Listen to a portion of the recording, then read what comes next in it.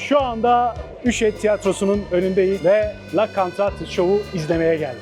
La Cantate Show, Eugène Ionesco'nun 1957'den beri burada sahnelenen oyun. 1957'den beri dekor ve kostümler aynı. La Cantate Show'un 20.034. oyun. Evet, gerçekten 20.034. Bugün neden buradayız? 21 Eylül'de Tiyatro Cimnaz Marivel'de Ionesco'nun Türkçe adaptasyonu olan Keldiva oyunu var. Oyun Atölyesi'nin Keldiva isimli oyunu Eugène Ionesco'nun uyarlama oyunudur. Şimdi içeriye geçiyoruz ve ekiple tanışıyoruz. Non, non, je n'étais pas à la création. Mais non, c'est Nicolas qui a fait la mise en scène. Au début, ça ne marchait pas. C'était au Noctambule et ça ne marchait pas du tout. Puis c'est venu à la Huchette, ça ne marchait pas trop bien. Puis finalement, bon, ça a bien démarré. Et il y a un grand critique de l'époque qui avait dit, dans 15 jours, on ne parlera plus de Ionesco. Voilà. Comme quoi... Il s'était bien trompé, monsieur. Oui, il s'était bien trompé. Ouais. Mais non, c'est un grand plaisir de jouer un grand texte, de grands personnages dans ce lieu. C'est le bonheur, quoi. Alors moi, je joue Madame Smith, qui est une femme charmante, délicieuse. C'est pas vrai. Voilà. C'est pas vrai, c'est pas totalement faux, parce que bon, elle s'ennuie aussi, comme son mari, ne communique plus. Donc bon, voilà, c'est la vie qui s'écoule très très lentement, toujours pareil. Bon, voilà, avec le temps, la pendule. Bon. Voilà. Et ce qui est incroyable ici, c'est qu'on joue, il y a 6 équipes, parce que comme ça se joue depuis combien d'années? Depuis 1956. 1956, donc je ne sais pas, je ne saurais pas compter combien ça fait, mais ça fait beaucoup de temps. Et ben, il y a 6 équipes, donc ce qui fait qu'on ne sait jamais avec qui on va jouer. On fait un raccord chaque semaine, et chaque semaine, on a un autre partenaire. Voilà. C'est vraiment, d'ailleurs, il y avait mon mari qui est scientifique, qui a fait chercher à faire une combinaison, à compter le nombre de combinaisons possibles, et il y en a une infinité. C'est littéralement impossible à calculer. Et c'est très intéressant parce que ça remet à chaque fois de l'énergie sur le plateau, parce que ben voilà quoi, on a un autre acteur en face et on a une mise en scène très très tout est bien cadré. La personne qui fait les raccords chaque semaine nous remet les enjeux, mais le partenaire est différent, donc c'est très amusant. Et moi, j'ai un nouveau partenaire. Voilà, ce soir, elle a un nouveau partenaire. Patrick. Ouais. Et il y a un nouveau pompier. C'est unique, quand on dit c'est mondialement connu, ça n'existe pas. En Angleterre, il y a la souricière qui se joue depuis de nombreuses années, mais ils ont arrêté, ils ont repris. Bon, là, nous, ce qu'on fait, c'est unique. Ça n'existe nulle part ailleurs. Je suis rentré à la Huchette en 2009. On était plusieurs à rentrer d'ailleurs. Il y a une équipe qui s'est reconstituée à ce moment-là. Et moi, je suis rentré en 2009 et donc je joue Monsieur Martineau depuis 2009. Voilà, septembre 2009. Ouais. Et c'est un personnage absolument remarquable à jouer parce que c'est une espèce de chose un peu... c'est absurde, complètement absurde, mais en même temps, il faut trouver une logique pour pouvoir jouer les personnages, leur donner une incarnation qui soit concrète, réelle, de façon à ce qu'effectivement le rapport de jeu qu'il y a entre Madame Martine et Monsieur Martine soit cohérent. C'est vrai que démarrer la pièce en disant je suis désolé madame, mais il me semble que je vous ai déjà rencontré quelque part alors qu'ils arrivent ensemble, d'un seul coup c'est tellement c'est arrivé à Ionesco et à sa femme. Absolument, ouais. Parce qu'ils prenaient le métro, et puis ils sont rentrés par une porte différente, et ils ont joué à ne pas se connaître. Donc voilà, c'est parti de ça. Ouais. Au départ, c'est une pièce de jeunes, très jeunes gens. En fait, apparemment, l'équipe de départ, c'était des gens qui avaient 25 ans maximum. Oui. Et qui ont fait vraiment comme un espèce de pari. On va jouer quelque chose de complètement inacceptable pour l'époque. C'était des punks, en fait. Enfin, il y avait quelque chose comme ça. Mais c'était 1956, donc c'était les punks de 1956. Et ils ont 57. Fait un truc... 57, pardon. Et ils ont fait quelque chose de très... finalement, qui était complètement choquant pour tout le monde et absurde, vraiment même dans la démarche. Et ce qui est très drôle, je trouve ici, c'est que l'esprit de cette absurdité est resté jusqu'au bout. C'est une espèce de jusqu'au boutisme dans l'absurde. Et en plus, on va le jouer pendant 40 ans, 60 ans. Enfin, on va continuer éternellement à jouer ce truc dingue. Et je trouve c'est beau, cette chose. Il faut trouver sa logique dans l'absurde. Il faut vraiment que ce soit... pour eux, c'est pas absurde. Hein. On ne joue pas l'absurde. On est logique. Et Nicolas disait toujours, les Martine seront ce que sont les Smiths. C'est pour ça qu'il y a cette boucle qui se fait à la fin du spectacle où c'est les Martine qu'on revoit et on recommence la scène exactement, effectivement, comme le début de la pièce avec ce sont les mêmes. Et cette espèce de choses éternelles qui se recrée avec cette espèce d'incommunicabilité qui est entre les personnages. Aussi bien entre les Martine qu'entre les Smiths, que entre les Martine et les Smiths. Quand ils sont tous les quatre ensemble, oui, on a l'impression qu'ils ont absolument, effectivement, rien à dire. Ils pourraient rester des heures comme ça, dans une espèce de mutisme ou de banalité de conversation, en fait. Et c'est ça qui est très amusant à jouer aussi. C'est trouver cette vérité-là et d'être toujours sincère là-dedans, en fait. Voilà. Pour que ça fonctionne. Et c'est après Ionesco a écrit ça bien après la guerre, mais la guerre est très présente dans le spectacle. C'est-à-dire que le pompier, quand il arrive, ça pourrait être un SS. C'est grave, il est dangereux, quoi. Donc c'est pas le feu comme ça et pouf. Non, voilà. Ils ont peur du pompier, d'un élément extérieur qui vient troubler un peu ces couples, mais c'est vraiment, c'est pour ça l'habit, enfin bon. C'est quelque chose de strict, de très tenu. C'est aussi pour ça que Nicolas avait ces costumes de fin du 19e qui donnent un aspect très tenu, très anglais, très digne sur eux, avec une espèce de bien-pensance, tout ça. Le danger avec cette pièce-là, c'est de vouloir faire comique, en fait. Surtout pas. Il faut pas chercher à jouer comique, surtout pas jouer pour que le spectateur rit. Il faut chercher à être tout le temps dans une espèce de vérité, de sincérité, du début jusqu'à la fin. Après, des fois, effectivement, il y a des spectateurs qui rentrent dans l'histoire et qui parlent tout de suite avec nous, puis d'autres spectateurs qui, des fois, ne réagissent pas du tout parce que l'absurde, ça leur parle peut-être pas. Effectivement, c'est qu'il y a une soirée cantatrice show avec la cantatrice show turque et la cantatrice show française, et qui est cette espèce de mise en miroir comme ça, et ça sera assez drôle d'avoir ça comme ça.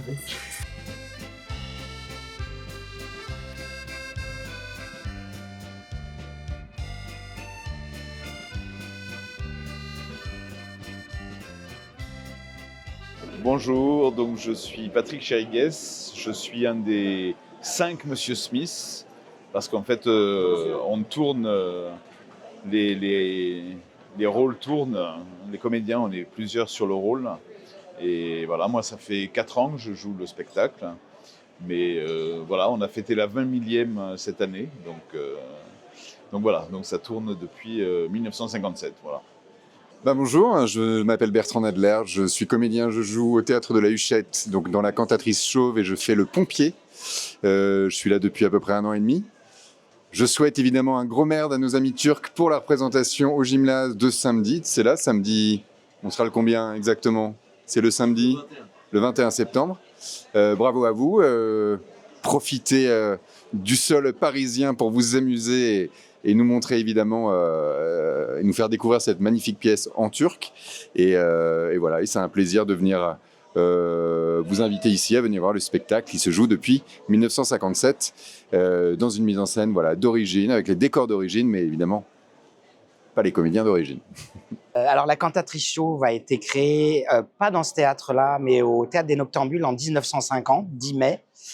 Ça a été un flop total, il n'y avait personne dans la salle, sauf des grands critiques. Et il y a un metteur en scène, un jeune comédien qui s'appelait Marcel Cuvelier, qui a vu, parce qu'il y avait un copain qui jouait dans cette pièce-là, qui a vu cette pièce-là et qui a demandé à Ionesco, est-ce que vous n'avez pas une autre pièce? Il dit, oh, je suis en train d'écrire la leçon. C'est bon. Donc ils ont travaillé ensemble et ils ont créé au Théâtre de Poche, Montparnasse, la leçon l'année d'après, en février 1951. Pareil, 0 personne dans la salle. Et puis, à un moment donné, Marcel Cuvelier avait loué la salle pour 1 mois pour un spectacle et c'est tombé à l'eau.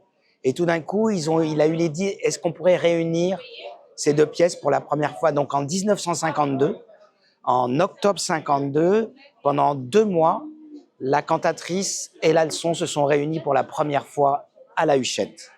Il a commencé à y avoir du monde parce que Ionesco avait écrit entre-temps les chaises. Et les chaises, ça a donné une sorte de « Ah, il est vraiment intéressant cet auteur-là ».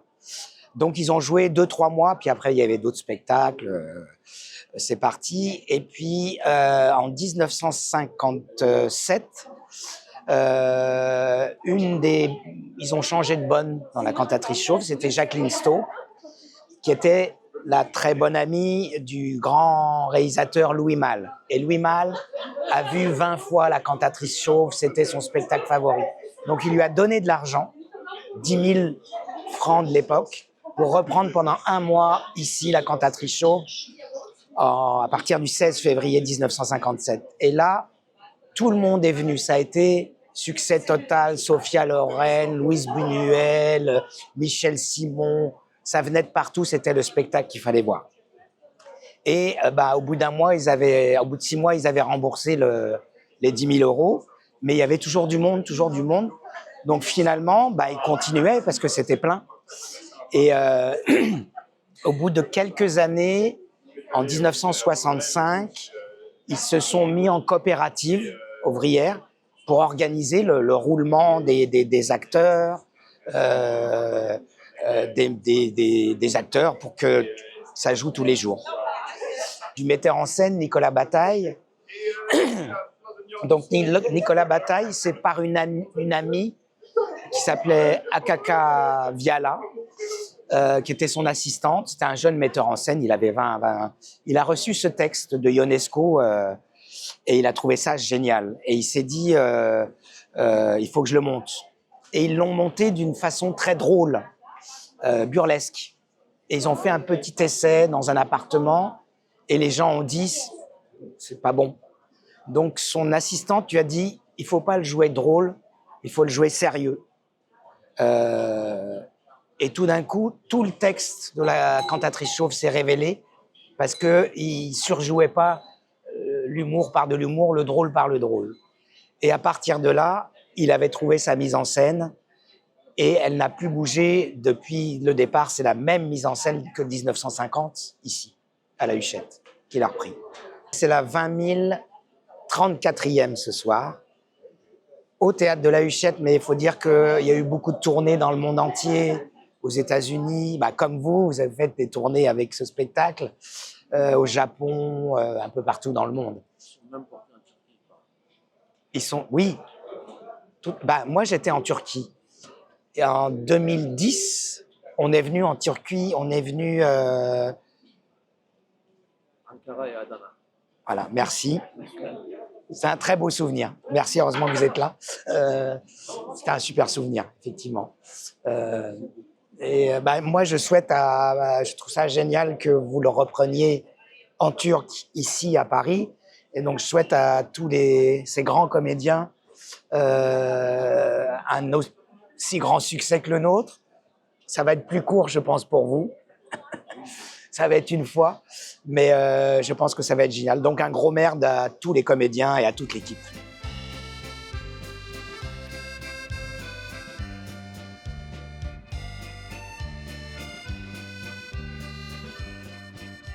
Bienvenue au Théâtre de la Huchette. Je vous remercie au cas où vous auriez encore l'idée folle d'avoir gardé un portable à la main, d'expérimenter le vertige sucré de la déconnexion en l'éteignant en mode avion, en mode ne pas déranger, ou pourquoi pas, extinction complète. Merci infiniment. Vous allez assister à la représentation de la pièce que vous êtes venu voir, intitulée, comme vous savez tous, L'anglais sans peine. Non, c'est le titre d'origine qu'avait choisi Eugène Ionesco. Seulement voilà qu'au des premières répétitions, au moment de la création, un comédien s'est trompé dans son texte. Il a fait ce qu'on appelle un lapsus, un mot pour un autre, ça donnait un truc très bizarre qui ne veut rien dire. Cantatrice chauve, il a réalisé son erreur, il s'est excusé, et Eugène Ionesco lui a répondu, mais non, au contraire, c'est parfait, on vient de trouver le titre. Et on le garde. Et ça fait 66 ans que ça dure. Vous allez assister à la mise en scène d'origine de Nicolas Bataille, dans les décors d'origine de Jacques Noël, avec les costumes d'origine, avec les comédiens toujours renouvelables. Toujours essentiel, ce sera la 20 034e représentation. Ouais, profitez-en, ça n'arrive qu'une fois. Et comme disait Eugène lui-même, c'est la déconstruction du langage, c'est de l'humour absurde, mais c'est lui qui l'a inventé au théâtre. Et tant qu'à faire, faites comme lui, selon son expression préférée. Soyez étonnés. Merci.